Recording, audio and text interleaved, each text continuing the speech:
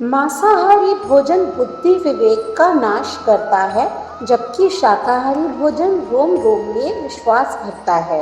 मित्रों, हमने अपनी पिछली वीडियो में आपको हिंदू धर्म ग्रंथों के अनुसार हमें मांस खाना चाहिए या नहीं खाना चाहिए, ये पाप है या पुण्य है, ये बताने का प्रयास किया था। अगर आप वह वीडियो देखना चाहते हैं तो लिंक आई बटन पर और डिस्क्रिप्शन बॉक्स में दिया गया है। आज हम आपको श्री कृष्ण के द्वारा सुनाई गई एक बहुत ही प्रेरक कथा को सुनाने जा रहे हैं, जिसको सुनने के बाद शायद ही आप मांस को हाथ भी लगाना पसंद करेंगे। तो आइए फिर शुरू करते हैं। नमस्कार, स्वागत है आपका सनातन ज्ञान और संस्कार चैनल पे। एक समय की बात है जब भगवान श्री कृष्ण अपने बालपन में थे। एक बार जब श्री कृष्ण एक पेड़ के नीचे बैठे बांसुरी बजा रहे थे, उसी समय एक हिरन दौड़ता चला आया और उनके पीछे जाकर छुप गया। वो हिरन बहुत ही घबराया हुआ था। भगवान श्री कृष्ण ने उसके सिर पर हाथ फेरते हुए कहा, क्या हुआ, तुम क्यों छुप रहे हो? उसका पीछा करते हुए एक शिकारी भी वहां आ पहुंचा और बोला, यह मेरा शिकार है, इसे मुझे दे दो, इस पर मेरा अधिकार है। तब भगवान श्री कृष्ण बोले, हर जीवित जीव पर उसका खुद का अधिकार होता है, ना कि किसी और का। तब वह शिकारी क्रोध में बोला, यह मेरा शिकार है, इसे मैं पकाकर खाऊंगा। तब भगवान श्री कृष्ण बोले, किसी भी जीव को मारकर खाना पाप की श्रेणी में आता है। क्या तुम पाप के भागी बनना चाहते हो? मांसाहार पुण्य है या पाप, क्या तुम धर्म को नहीं जानते? तब वह शिकारी बोला, मैं तुम्हारे जितना शिक्षित तो नहीं हूँ कि ये जानूं कि मांसाहार पुण्य है या पाप, पर मैं ये जानता हूँ कि जीव को मारकर खाना, इसमें कोई हर्ज नहीं है। मैं इसको मारकर नीच योनि से मुक्ति दिलाकर पुण्य ही कमा रहा हूँ, फिर इस पर पाबंदी क्यों? इसे तो प्रोत्साहित करना चाहिए। मैंने सुना है जीव हत्या तो शास्त्रों में भी बताया गया है। राजा लोग शिकार किया करते थे। ऐसे तमाम तर्क देते हुए श्री कृष्ण से पूछा कि फिर क्यों ये मांसाहार गलत है और पाप की श्रेणी में आता है? आप ही बताइए, मांसाहार पुण्य है या पाप है? भगवान श्री कृष्ण समझ गए कि इसकी बुद्धि मांस खाने के कारण तामसिक हो गई है और उसमें सोचने और समझने की बुद्धि भी खो दी है। फिर श्री कृष्ण बोले, इस अंतहीन विषय पर पहले मैं कोई राय नहीं दूंगा। मेरी इस छोटी सी कथा सुनने के बाद तुम ही उत्तर देना कि मांसाहार पुण्य है या पाप, और तुम्हें मांस खाना चाहिए या नहीं खाना चाहिए। वह शिकारी सोचने लगा कि इसमें मेरा तो कोई घाटा नहीं है, इस कथा को मैं सुन ही लेता हूँ, मेरा मनोरंजन भी हो जाएगा और बाद में मुझे इसका मांस भी मिल जाएगा। तो भगवान श्री कृष्ण ने अपनी कथा सुनाना आरंभ की। एक बार मगध में खाद्य संकट खड़ा हो गया तो अन्न का उत्पादन कम रहा। राजा को चिंता हुई कि इस समस्या का शीघ्र निदान नहीं किया गया तो संरक्षित अनाज कोष भी खत्म हो जाएगा और संकट भीषण हो जाएगा। तो सम्राट ने अपनी राज्यसभा में पूछा कि देश की खाद्य समस्या को सुलझाने के लिए सबसे सस्ती वस्तु क्या है? मंत्रीगण सोच में पड़ गए। चावल, गेहूं, आलू इत्यादि पदार्थों को उगाने के लिए बहुत श्रम करना पड़ता है। वह तभी प्राप्त होते हैं जब प्रकृति का प्रकोप न हो। ऐसे में तो कुछ सस्ता हो ही नहीं सकता। तभी शिकार का शौक रखने वाले एक मंत्री ने सोचा कि यही उत्तम अवसर है, क्यों न अंधाधुंध शिकार के लिए राजा की अनुमति ले ली जाए। उसने सभा में कहा कि सबसे सस्ता खाद्य पदार्थ है मांस। इसके लिए धन का खर्च भी नहीं है और पौष्टिक खाना भी मिलता है। सभी सामंतों ने इस बात का समर्थन कर दिया, लेकिन मगध के प्रधानमंत्री अभी भी चुप थे। सम्राट ने पूछा, प्रधानमंत्री आप चुप क्यों हैं? आपने कोई अनुमोदन नहीं किया, आपका क्या मत है? प्रधानमंत्री ने कहा, मैं नहीं मानता कि यह कथन सही है कि मांस सबसे सस्ता पदार्थ है। फिर भी इस विषय पर मैं अपने विचार आपके सामने कल रखूंगा। प्रधानमंत्री उसी रात मांसाहार का प्रस्ताव रखने वाले सामंत के घर पहुंचे। सामंत इतनी देर रात प्रधानमंत्री को अपने घर आया देखकर घबरा गया। फिर किसी अनिष्ट की आशंका से वह कांप गया। प्रधानमंत्री ने कहा कि संध्या को महाराज बीमार हो गए, उनकी हालत बहुत ही खराब है। राज्य वैद्य ने कहा है कि किसी शक्तिशाली देह का 2 तोला मांस मिल जाए तो राजा के प्राण बचाए जा सकते हैं। आप महाराज के सबसे विश्वास पात्र हैं, इसीलिए आपसे योग्य कौन होगा। इसके लिए आप जो भी मूल्य लेना चाहें ले सकते हैं। आप कहें तो इस काम के लिए मैं आपको 1 लाख स्वर्ण मुद्राएं भी दे सकता हूँ। एक बड़ी जागीर भी आप मांग सकते हैं, बस आप अपनी इच्छा कहें। मैं कटार से आपके हृदय को चीरकर बस 2 तोला मांस निकाल लूंगा। यह सुनकर सामंत के चेहरे का रंग फीका पड़ गया। वह सोचने लगा, जब जीवन ही नहीं रहेगा तो लाख स्वर्ण मुद्राओं से मैं क्या करूंगा और बड़ी जागीर भी किस काम आएगी।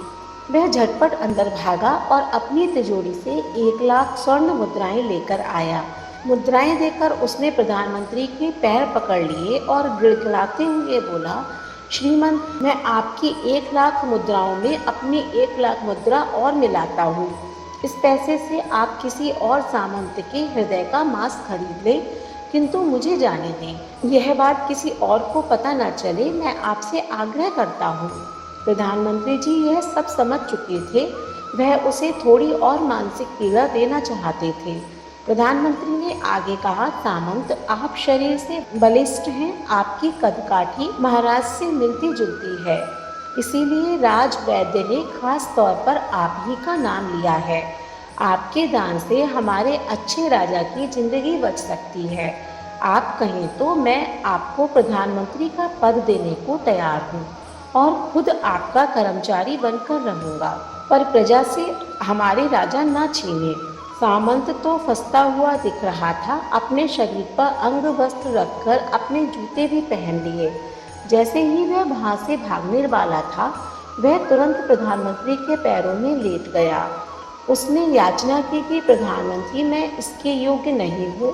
जब प्राण ही नहीं रहेंगे तो प्रधानमंत्री पद का या राजा का सिंहासन भी मिल जाए तो मैं उसका क्या करूँगा। आप चाहें तो मेरा सब कुछ ले लें, पर मेरे प्राण ना लें। मैं अपना ये भवन और सारा धन आपको सौंपता हूँ। रातों रात राज्य से निकल जाऊँगा। इतना कहकर वह अपने घोड़े की ओर भागा और जैसे ही अपना घोड़ा गठने लगा, आवाज़ आई, अभी अभी अपने पीछे गए तुम अपने परिवार को भी छोड़े जा रहे हो। सामंत बोला, मेरे प्राण से प्रिय कुछ भी नहीं है। जब जीवन ही ना रहेगा तो कुटुंब का भी क्या करूँगा। जीवन रहा तो ऐसे ही सुखी रह लूँगा। इतना कहकर घोड़े पर छलांग लगाकर बैठ भी गया। वह अभी चलने को ही था कि प्रधानमंत्री ने घोड़े की साख पकड़ ली। वह सामंत से बोला, भागने की कोई ज़रूरत नहीं है, आप आराम से घर पर ही रहो, मैं किसी और का प्रयास करता हूँ। ये कहकर प्रधानमंत्री वहाँ से चले गए। प्रधानमंत्री के वहाँ से जाने पर सामंत के अंदर कुछ जान तो आई, परंतु बेचैनी बनी रही। उसकी नींद खराब हो चुकी थी। मुद्राएं लेकर प्रधानमंत्री बारी बारी से सभी सामंतों के घर पहुँचे और सभी से राजा के लिए हृदय का 2 तोला मांस मांगा, परंतु कोई भी राजी न हुआ। सबने अपने बचाव के लिए प्रधानमंत्री को लाख और 5 लाख मुद्राएं तक दे दी। इस प्रकार प्रधानमंत्री ने एक ही रात में करोड़ों स्वर्ण मुद्राएं जमा कर ली। फिर सुबह होने से पहले ही अपने महल में पहुंच गया। अगले ही दिन राजसभा में सभी सामंत समय से पहले ही पहुंच गए। सभी यह जानना चाहते थे कि राजा स्वस्थ हैं कि नहीं है, लेकिन कोई भी किसी से भेद नहीं खोलता था। सबको राज्य वैद्य की तलाश थी, उनसे ही उन्हें कुछ सूचना मिल सकती थी।